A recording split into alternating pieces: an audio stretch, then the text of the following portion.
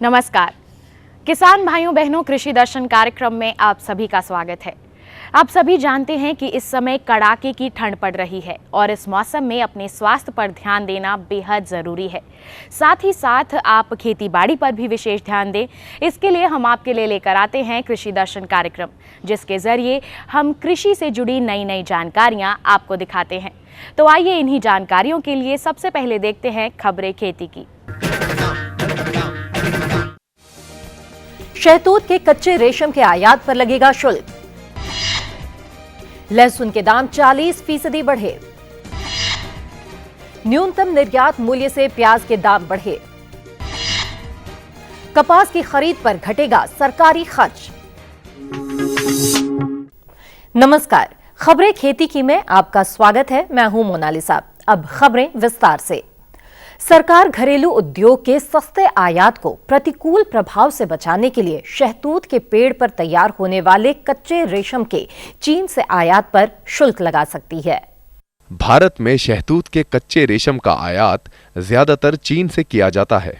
Dumping रोधी व सहायक शुल्क महानिदेशालय ने अपनी जांच के दौरान पाया कि ग्रेड 3A और इससे नीचे के शहतूत के कच्चे रेशम का चीन से भारत को निर्यात सामान्य मूल्य से कम पर किया गया, जिससे घरेलू उद्योग को काफी नुकसान पहुंचा है। मंत्रालय की एक अधिसूचना में कहा गया है कि प्राधिकरण ने इस पर निश्चित रूप से पाटन रोधी शुल्क लगाने की सिफारिश की है, ताकि घरेलू उद्योग को बचाया जा सके।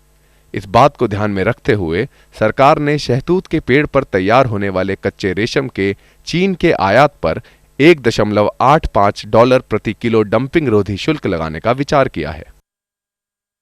कम उत्पादन और जबरदस्त मांग के चलते पिछले 3 महीनों में लहसुन की कीमत 40% तक बढ़ गई है। लहसुन के दामों में अचानक हुई इस वृद्धि ने उपभोक्ताओं को चिंता में डाल दिया है, क्योंकि सर्दी में इसकी खुदरा मांग सब्जी से भी होती है और सीधा उपभोग भी किया जाता है। कम उत्पादन के अनुमान व ज्यादा मौसमी मांग के असर को देखते हुए लहसुन के दामों में 40% की बढ़ोतरी दर्ज की गई है। सरकार के राष्ट्रीय बागवानी बोर्ड के आंकड़े दर्शाते हैं कि पिछले सप्ताह थोक बाजारों में लहसुन के दाम बढ़कर 82 रुपए प्रति किलोग्राम तक पहुंच गए, जबकि सितंबर में इसके दाम 59 रुपए प्रति किलोग्राम थे। कम आपूर्ति के कारण थोक बाजारों की तरह खुदरा बाजारों में भी लहसुन में इजाफा दिखा। यहां के बाजारों में लहसुन के दाम 147 रुपए प्रति किलोग्राम थे, जबकि सितंबर में कीमत 100 रुपए प्रति किलोग्राम थी। राष्ट्रीय बागवानी अनुसंधान एवं विकास प्रतिष्ठान के अनुसार लहसुन की कीमत में वृद्धि का मुख्य कारण पिछले वर्ष फसल पकने के समय बेमौसमी बारिश से फसल बर्बाद होना रहा है। इसके परिणाम स्वरूप इस वर्ष लहसुन की उपज कम रह सकती है, लेकिन राष्ट्रीय बागवानी बोर्ड ने अभी इसका आंकलन नहीं किया है। कृषि मंत्रालय के तीसरे अग्रिम अनुमान में भारत का लहसुन उत्पादन पिछले साल के 12.5 लाख टन की तुलना में फसल वर्ष 2014-15 के दौरान 12.9 लाख टन बताया गया है। नई फसल आने पर कीमत कम हो सकती है। सरकार की ओर से प्याज को न्यूनतम निर्यात मूल्य के दायरे से हटाने की घोषणा के बाद से कीमतों में तेजी देखने को मिल रही है। इस साल प्याज की बम्पर पैदावार की उम्मीद है और विदेश व्यापार महानिदेशालय ने 24 दिसंबर को प्याज पर MEP खत्म करने की घोषणा की थी। सरकार के प्याज पर MEP खत्म करने से प्याज की कीमतों में गिरावट थमती सी नजर आ रही है। कीमतें ऊपर उठ रही हैं। दिल्ली में प्याज के दाम 100 रुपए बढ़कर 1250 रुपए प्रति क्विंटल तक पहुंच गए हैं। अमृतसर मंडी में भी प्याज के दाम 200 रुपए से बढ़कर 1400 रुपए प्रति क्विंटल तक पहुंच गए। दिसंबर में प्याज के MEP हटाने से पहले DGFT ने प्याज निर्यात का न्यूनतम मूल्य $700 प्रति टन से हटाकर $400 प्रति टन करने की घोषणा की थी। इसका उद्देश्य निर्यातकों को बड़े पैमाने पर विदेशों में प्याज निर्यात सौदे से रोकना था। लासल गांव के प्याज व्यापारियों के अनुसार प्याज के दाम अब बढ़ने लगे हैं, लेकिन नई आवक के बाद कीमतें स्थिर रह सकती हैं। पिछले कुछ दिनों में लासल गांव मंडी में प्याज के दाम 100 से 500 रुपए प्रति क्विंटल बढ़कर 1100 रुपए प्रति क्विंटल तक पहुंच चुके हैं। नए सीजन की फसल की आवक शुरू हो चुकी है। जबरदस्त आवक के साथ कीमतें गिरने की भी संभावना है। केंद्र सरकार की कपास खरीद विपणन वर्ष 2015-16 में 89% घट सकती है। इसकी वजह पड़ोसी देश पाकिस्तान में फसल खराब होने से उसका भारत से आयात बढ़ाना है, जिससे घरेलू कीमतों में इजाफा हुआ है। पाकिस्तान, बांग्लादेश और वियतनाम को निर्यात बढ़ने से भारत को कपास की खरीद का खर्च कम करने में मदद मिलेगी। सरकार को 1 अक्टूबर से शुरू हुए कपास वर्ष में खरीद पर करीब 140 अरब रुपए का व्यय घटाने में मदद मिलेगी। हालांकि अंतर्राष्ट्रीय बाजार में आपूर्ति बढ़ने से वैश्विक कीमतों में हालिया वृद्धि पर रोक लगाने में मदद मिलेगी। सरकारी क्षेत्र के भारतीय कपास निगम के अनुसार ज्यादातर राज्यों में कीमतें एमएसपी के स्तर से ऊपर आ गई हैं, इसलिए किसान निजी कारोबारियों को बिक्री कर रहे हैं। देश के कपास किसानों को मदद देने की योजना के तहत सीसीआई उनसे कच्चा कपास 4100 रुपए प्रति क्विंटल की दर से खरीदता है, जबकि हाजिर बाजार में कीमतें बढ़कर 4300 से 4800 रुपए प्रति क्विंटल हो गई हैं। पाकिस्तान से कपास की अचानक मांग बढ़ने से कपास की कीमतों में तेजी आई है और इसके साथ ही सरकारी खरीद भी कम रह गई है और सरकारी खर्च भी इस बार महज 20 अरब रुपए रहने का अनुमान है। खेती किसानी लगभग पूरी तरह मौसम पर आधारित है। इस कारण मौसम की सही जानकारी काफी अहम हो जाती है। मौसम की सही जानकारी होने से किसान भाइयों, आप अच्छा उत्पादन लेने में कामयाब होंगे और इससे आपकी आमदनी भी बढ़ेगी। इसलिए अब लेते हैं मौसम की जानकारी। भारतीय मौसम विज्ञान विभाग के अनुसार अगले 24 घंटों में अनुमान है कि जम्मू कश्मीर, हिमाचल व उत्तराखंड के पहाड़ी भागों में बादल छाए रहेंगे व कुछ भागों में बारिश की संभावना है। वहीं देश के उत्तर पूर्वी भागों जैसे सिक्किम, आसाम, मेघालय व अरुणाचल प्रदेश के अधिकतर भागों में धुंध छाई रहने का अनुमान है। बिहार, झारखंड, छत्तीसगढ़ व उड़ीसा के ज्यादातर भागों में मौसम खुशगवार रहने का अनुमान है। वहीं देश के निचले तटवर्ती इलाकों जैसे कर्नाटक, तमिलनाडु व केरला के ज्यादातर भागों में छुटपुट बादल छाए रहने का अनुमान है और देश के मैदानी भाग, पंजाब, हरियाणा व उत्तर प्रदेश के सभी भागों में मौसम साफ रहेगा। खेती की खबरों में आज इतना ही। कृषि दर्शन कार्यक्रम में और अधिक रोचक और ज्ञानवर्धक जानकारियों के लिए देखते रहिए कृषि दर्शन। नमस्कार। ये लो और बताओ। बस। अरे ये क्या भैया जी, बस इतनी सी रासायनिक खाद? किसानी छोड़ रहे हो क्या? किसानी नहीं, नादानी छोड़ रहे हैं। मिट्टी की जांच कराई है। अब तो लालाजी जितनी जरूरत है उतने ही उर्वरक खेत में डालेंगे। हाँ, किसान भाई आज ही अपने जिले की नजदीकी भूमि परीक्षण प्रयोगशाला में मिट्टी की जांच जरूर करवाएं और मिट्टी में पोषक तत्व, नमी व पौधे के विकास को देखते हुए केवल जरूरत के अनुसार ही पोषक तत्व डालें। और हाँ, मिट्टी में गंधक, जस्ता, बोरोन जैसे सूक्ष्म पोषक तत्वों का पता लगाना भी न भूलें। उर्वरक और जैविक खाद के सही उपयोग से भूमि का उपजाऊपन बनाए रखें, उत्पादकता बढ़ाएं, खर्चा घटाएं और बहुमूल्य विदेशी मुद्रा बचाने में भी सहयोग दें। और हाँ, धीमी गति से नाइट्रोजन उपलब्ध कराने वाले उर्वरकों जैसे नीम लेपित यूरिया को प्राथमिकता दें और यूरिया का पत्तों पर छिड़काव करें। अरे वाह, तू तो सचमुच समझदार हो गया रे। अधिक जानकारी के लिए संपर्क करें जिला कृषि अधिकारी या किसान कॉल सेंटर। मुझे क्या सुनाना चाहते हो? जो सुनाओ मेरी सौतन को। किसको? अरे वही तुम्हारा मोबाइल फोन जिससे सुबह शाम दिन रात चिपके रहते थे और कहते थे किसान कॉल सेंटर से बातें हो रही हैं। अच्छा, ये बात है। हाँ, क्यों? क्या हुआ? अब बात नहीं होती क्या? अब तो झट से बात हो जाती है। ऐसा क्या? हाँ, अब तो ज्यादा लाइनें और खास तकनीक के कारण खेती के माहिरों से तुरंत बात हो जाती है।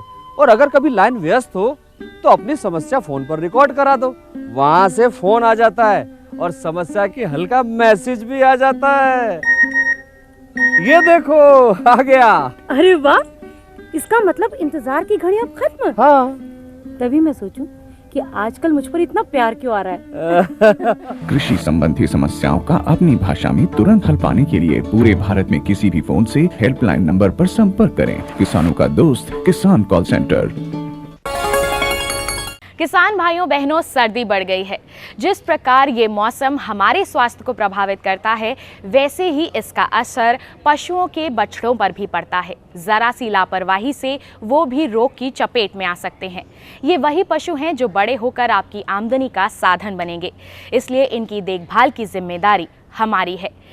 दुधारू पशुओं के बछड़ों की देखभाल किस प्रकार करें, उनका स्वास्थ्य किस प्रकार बेहतर बनाया जाए, इसके बारे में जानकारी दे रहे हैं कृषि विज्ञान केंद्र के प्रधान वैज्ञानिक डॉक्टर आर्यन शर्मा।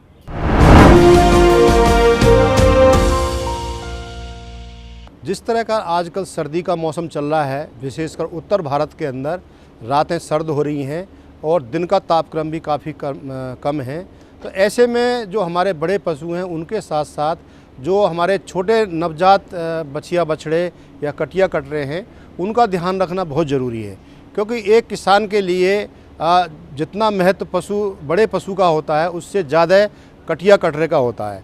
अगर सर्दी की वजह से या किसी और वजह से अगर कटिया कटरा बीमार हो जाए या कई बार मृत्यु हो जाए तो ये देखा गया है कि जो पशु का दूध है वो लगभग 20 से 25% जो है कम हो जाता है और हमारे पशुपालक को काफ़ी हानि उठानी पड़ती है। तो इसके लिए ज़रूरी है कि ऐसे मौसम में अपना कटिया कटरों का भी विशेष देखभाल करें। और मैं तो ये कहता हूँ कि इनकी जो देखभाल है वो जब पशु गर्भ में होता है माँ के तभी से शुरू कर देनी चाहिए। मतलब ये है कि जब पशु की गर्भावस्था हो तो पशु को संतुलित आहार दें, 3 से 4 किलो दाना उसको देना चाहिए, ताकि जो अंदर जो गर्भ है, जो बच्चा पल रहा है, वो आगे चल के जन्म के बाद में अच्छी सेहत का हो। जो भी समस्या आती है हमने देखा है जो ज़्यादा मृत्यु दर होती है, बीमार होता है, वो सर्दियों के दिनों में होता है। और इन दिनों में ये भी देखा गया है कि हमारे जो भैंस हैं उनमें ब्यांत भी सर्दियों में ज़्यादा होता है। तो एक तो जब ब्यांत हो तो जब बच्चा बाहर आ जाए तो उसको अच्छी तरह से सफाई करनी चाहिए। और जो सबसे ज़रूरी है उसको 1 घंटे के अंदर पशु को जो बच्चा है उसको माँ का दूध ज़रूर पिलाना चाहिए, क्योंकि जो माँ का दूध है उसको कोलेस्ट्रम बोलते हैं। तो अगर पशु को बच्चे को ये कोलेस्ट्रम मिल जाएगा तो वो इससे जो है ना हमारे जो कटिया कट रहा है उसको पूरा जीवन भर रोगों से लड़ने की क्षमता प्राप्त हो जाएगी। अब सवाल आता है कि उसको कितना ये जो है खीस जो कोलेस्ट्रम है वो पिलाना चाहिए। तो जो शरीर का जो वज़न है उसका 1/10वां हिस्सा कटिया कटरे को खींच देना चाहिए। मतलब ये 1 से 1.5 किलो दूध पशु को जो कटिया जो नवजात है उसको ज़रूर दें। कई बार ये देखा गया कि हमारे किसान भाई कम दूध पिलाते हैं तो वो मिट्टी चाटता है, और मिट्टी चाटने से क्या होता है, मिट्टी के अंदर बहुत सारे कीड़ों के अंडे होते हैं, वो उसके पेट में जाकर लंबी लंबी जून पड़ जाते हैं और पहले ही किसान उसको दूध कम पिलाता है, उधर से कीड़े पड़ जाते हैं, तो वो जो कटिया कट रहा है वो धीरे धीरे कमज़ोर होने लगता है और वो कई बार उठ नहीं पाता। और अगर देखा जाए, अगर उसका ध्यान न दिया जाए तो कई बार उसकी मृत्यु हो जाती है और हमारे जो किसान भाई है उसको काफ़ी जो है नुकसान उठाना पड़ता है। इस मौसम में विशेषकर जो हमारे कटिया कट रहे हैं, जो चाहे 15 दिन का हो या 20 दिन का हो, तो उसका ये ख्याल रखें कि उसका शरीर जो है ढक के रखें। कोई बोरी हो या कंबल का टुकड़ा हो उसके उस शरीर के ऊपर जिस तरह से हम रखते हैं उसी तरह से जो है कटिया कटरे को शरीर को ढक के रखें। और जो विशेष बात ये है कि रात के समय में उसको ऐसी जगह पर रखें जहाँ गर्माहट हो, जहाँ पर सर्दी ना लगे, ठंडी हवा ना चले। और जो फर्श है उसके नीचे थोड़ा सा सूखा चारा है, भूसा है, या जैसे कई बार जो है हमारे किसान के पास में कहीं जैसे गन्ना होता है तो उसकी जो सूखी खोई है उसको डाल दें। अगर कुछ भी ना मिले तो कम से कम एक बोरी ज़रूर डाल दें, ताकि जो कटिया कट रहा है उसको नीचे से ठंड न लगे। और एक बात का ध्यान रखें कि जो कटिया कट रहा है जब 20 दिन का हो जाए तो उसको जो है पेट के जून की दवाई जो है ज़रूर देनी चाहिए, क्योंकि पेट के जो जून हैं उससे जो है पहले 20 दिन की उम्र पर उसको दें, फिर उसके 1 महीने बाद दें, फिर हर महीने जो है उसको एल्बेंडाजोल या जो पिपराजीन है या जो बेनमिंथ की गोली होती है उसको नज़दीक के पशु चिकित्सक से पूछकर उसको जो है कटिया कटरे को लगातार, मतलब ये है 4 महीने तक ये पेट के कीड़ों की दवा देनी चाहिए। इस दवा को देने से अगर पेट में जून भी होंगे तो वो जो है वो निकल जाएंगे और पशु जो कटिया कट रहा है उसको नुकसान नहीं पहुँचाएंगे। कई बार ये देखा गया कि जाड़े के दिनों के अंदर उसमें शरीर के ऊपर चीचड़ है, कलीली है या ढेरे हैं, ये हो जाते हैं और वो उसका खून चूसते हैं। तो इसके लिए भी बहुत सारी दवाइयाँ हैं, जैसे साइपरमेथ्रिन है, डेल्टामेथ्रिन है। उसका 2 ml दवाई 1 लीटर पानी में घोल बनाकर उस कटिया कटरे को नहलाएं, और विशेषकर ऐसे मौसम में नहलाएं जब धूप निकली हो और दोपहर के वक्त नहलाएं, ताकि पशु को ठंड भी ना लगे। और एक बात का और ध्यान रखें कि जिस तरह से आजकल का ठंडा मौसम चल रहा है, उसको बासी पानी कभी नहीं पिलाना चाहिए, हमेशा उसको ताज़ा पानी पिलाएं और भरपूर उसको जो है दूध दें ताकि वो कोई नौबत नहीं आए। और जैसे ही बच्चा 1 महीने से ऊपर का हो जाए तो उसके लिए जो दाना है वो 100 से 200 ग्राम तक दाना उसको ज़रूर दें। और जैसे आजकल बरसी में है या जो रजई है या रिजका है, थोड़ा उसकी पत्ती ज़रूर जो है उसको देनी चाहिए, कोशिश करनी चाहिए ताकि वो उसको खाए। और जैसे जैसे उम्र बढ़ती है तो उसी हिसाब से उसको जो सूखा चारा है जैसे भूसा है उसमें जैसे सानी मिला के देते हैं तो उसको भी उस तरह से संतुलित आहार देना चाहिए। तो इस तरह से पशु को दिन के समय में धूप में रखें, कभी उसको हवा भी जो ठंडी हवा चल रही है उससे थोड़ा बचा के रखें।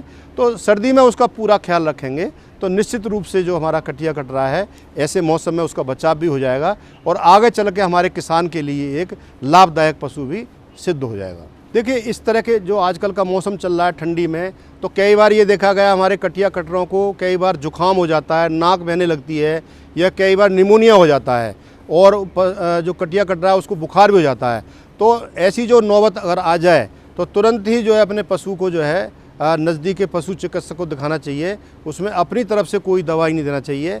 और एक बात का भी ध्यान रखें, कई बार हमारे गाँव के अंदर महिलाएं या पुरुष हैं उसको शीत पिला देती हैं और कई बार कुछ लोग तेल दे देते हैं तो उसकी जीभ पकड़ के उसको दे देते हैं। तो ये जो तरीका है ये बिल्कुल गलत है। कई बार ये देखा गया है कि अगर जीभ पकड़ के हम छोटे कटिया कटरों को तेल या कोई इस तरह की दवा जो शीत देते हैं वो उसके फेफड़ों में चला जाती है और उससे जो देखा गया है कि जो छोटा कटिया कट रहा है उसको एक ड्रेंचिंग निमोनिया टाइप का हो जाता है और ये काफ़ी ख़तरनाक हो जाता है। कई बार ये देखा गया है कि इस तरह से अगर मान लो गलत नाल देने से हमारा कटिया कटरे की मौत भी हो जाती है। अच्छा, ये भी ध्यान रखें कि जो जाड़े के मौसम में जो मुँह पका खुरपका का जो टीका है वो भी हमारे इस कटिया कटरे को 1 महीने की उम्र के बाद में ज़रूर लगा देना चाहिए, क्योंकि कई बार ये देखा गया है कि इस बीमारी का प्रकोप इतनी तेज़ी से फैलता है कि हमारे ये बड़े पशु के साथ साथ छोटे कटिया कटरे भी उसकी चपेट में आ जाते हैं। तो नज़दीक के पशु चिकित्सालय पर जाकर इस रोग का जो है वो टीका भी लगवा लेना चाहिए। कई बार हमारे किसान भाई ये देखा गया है कि जैसे सर्दी होती है कई बार बाल उसके काट देते हैं, तो बाल नहीं काटना चाहिए। कई बार उसमें खुजली हो जाती है, खाज खुजली कई बार हो जाती है तो उसके बाल उड़ जाते हैं। तो इस ऐसे स्थिति के अंदर जो देखें कि उसकी सफाई कटिया कटरे की रोज़ करें। अच्छा दिन होने पर उसको अच्छी तरह से उसको नहलाना चाहिए और जैसे मैंने बताया कोई भी परजीवी हो तो तुरंत ही उसको दवा उसको दे देनी चाहिए।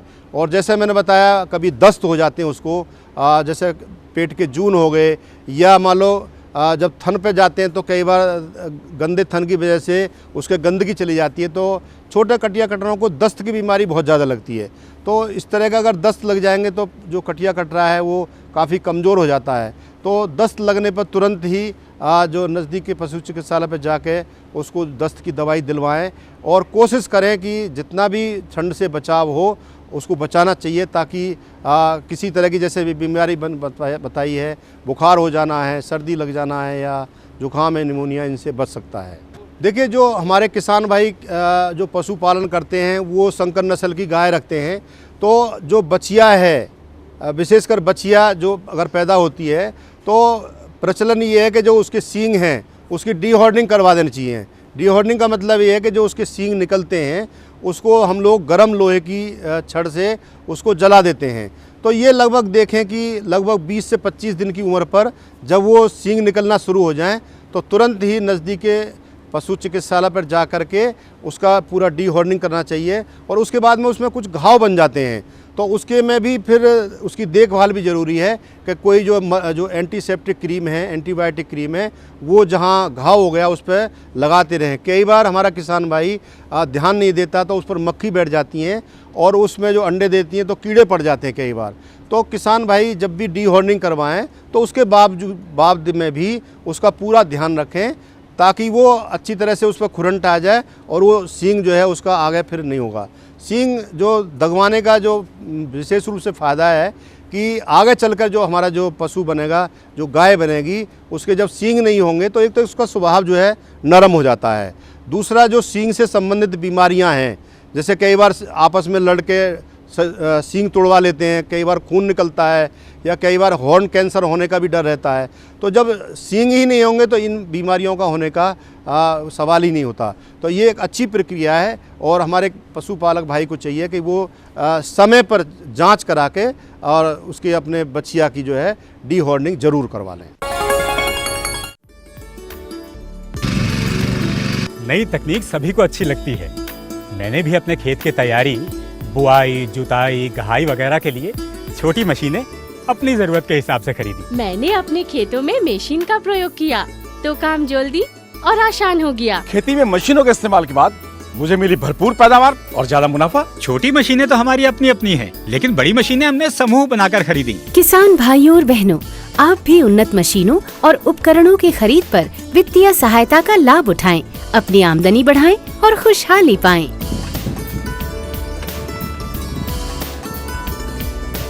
हो गया।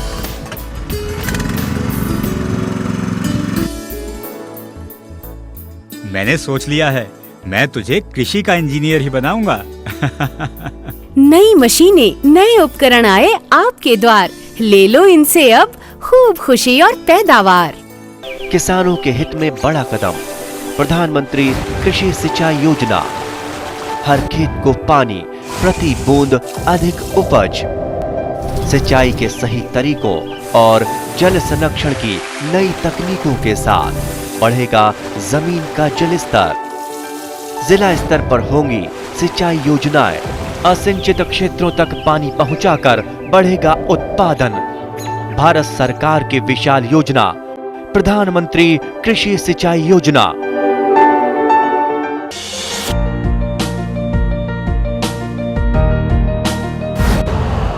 यूरिया का स्वदेशी उत्पादन 70 लाख टन बढ़ाने के लिए 6 उर्वरक संयंत्रों का उद्धार किया जा रहा है।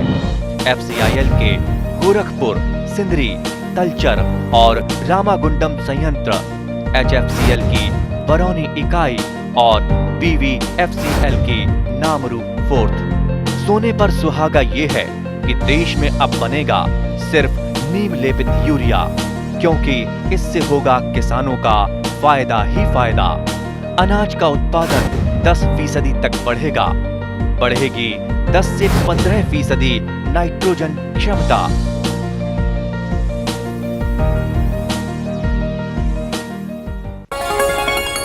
आपको हमारा कार्यक्रम कृषि दर्शन कैसा लगा? अपने सुझाव, प्रतिक्रियाएं एवं सवाल हमें इस पते पर भेजें। कृषि दर्शन, कमरा नंबर 10, CPC दूरदर्शन, खेलगांव, नई दिल्ली 110049।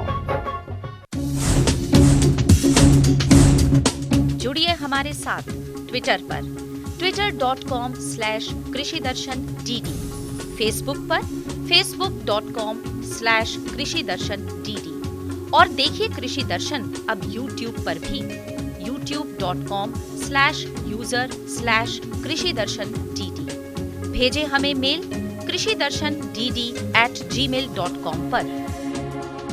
किसान भाइयों, तो ये था हमारा आज का कार्यक्रम कृषि दर्शन। हम उम्मीद करते हैं कि आपको हमारा आज का ये कार्यक्रम ज़रूर पसंद आया होगा। यदि आपके मन में कोई जिज्ञासा है, कोई प्रतिक्रिया है, तो हमें अपने पत्रों या फिर ईमेल के ज़रिए ज़रूर लिखें। हमें आपके पत्रों या ईमेल का इंतज़ार रहता है। आप हमसे फेसबुक या ट्विटर के ज़रिए भी जुड़ सकते हैं। अब कार्यक्रम में वक्त हो चला है आपसे विदा लेने का। फिर होगी आपसे मुलाकात एक बेहतरीन दिन के साथ। नमस्कार।